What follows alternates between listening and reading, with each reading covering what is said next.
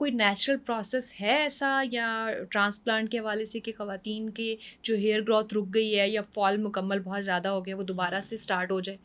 देखिए, ये आपने बहुत इंपॉर्टेंट क्वेश्चन रेज़ किया है और मैं इसके बारे में आजकल बहुत ज़्यादा एडवोकेट कर रही हूँ। हुँ, क्योंकि फीमेल्स अपने आप को ना, जो हमारे आजकल कल्चर में जो हमारे मिडिल क्लास फैमिलीज़ की फीमेल्स हैं, हुँ, वो हर चीज़ को समझती हैं कि ये नॉर्म है। वो हुँ, नॉर्म बना लेती हैं कि अच्छा मेरे बाल उतरे हैं, हाँ, मेरे बच्चे हुए हैं, मैंने अब मेरी 3 बच्चे हो गए, 2 बच्चे हो गए, अब तो मेरे साथ यही होना है। हुँ, ऐसा नहीं है। हुँ, जिस तरह आप बाकी चीज़ों का ख़्याल रखती हैं, अपने बच्चों का, अपने हस्बैंड का, उसी तरह आपको खुद का भी ख़्याल रखना चाहिए। हुँ, हेयर लॉस इन फीमेल्स जो है वो मेल हेयर लॉस से थोड़ा-सा डिफरेंट है, हुँ, कि उसका पैटर्न्स डिफरेंट है, कि मेल्स में जैसा एक बॉल्ड पैच पूरा नज़र आ रहा है आपको, सर गंजा नज़र आ रहा है, फीमेल्स में मोस्टली इस तरह नज़र नहीं आता। हुँ, फीमेल्स में आपको किस तरह नज़र आएगा कि जो आपकी हेयर लाइन थी, वो पीछे जाना शुरू हो जाएगी, हुँ, आपके बालों की डेंसिटी कम होना शुरू हो जाएगी, आपका स्कैल्प शो होना शुरू हो जाएगा।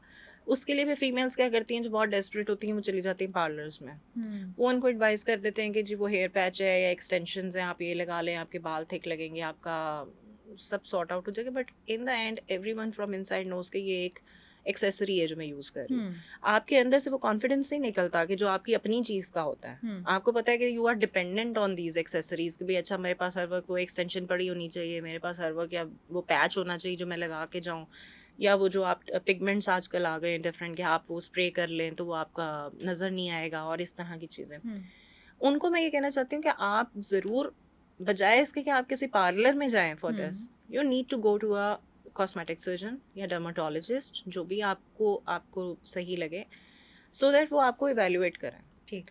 Stress is a major factor, फिर physiological changes is a factor, फिर हुँ, हमारा सीबम एंड ये सब चीज़ें।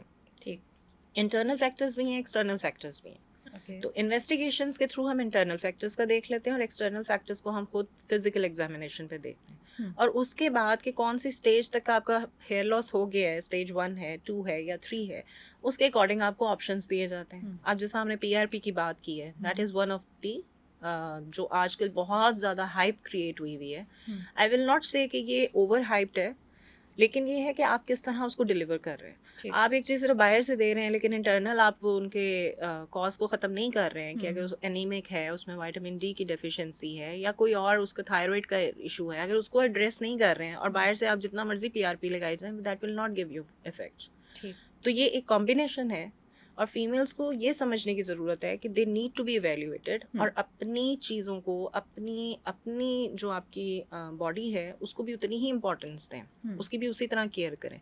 और अगर आप केयर करेंगे तो हेयर हेयर लॉस हैज़, मतलब बहुत अच्छे रिजल्ट्स हैं हमारे पास ट्रीटमेंट्स के।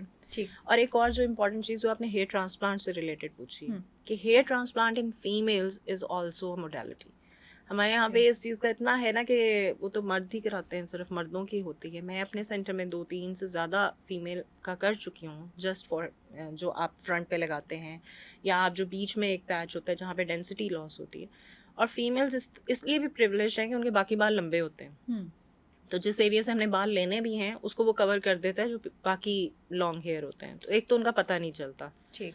और हेयर ट्रांसप्लांट इन फीमेल्स आजकल एक इमर्जिंग मोडालिटी है, और हर फीमेल को सोचना चाहिए, इसमें कोई मुज़ायका नहीं है कि अगर वो ये करा लें, अगर उनकी स्टेज 3 पे चला गया है, कि जिसमें पूरा एक आपका बॉल्ड पैच है या बहुत ज़्यादा हेयर डेंसिटी लॉस है।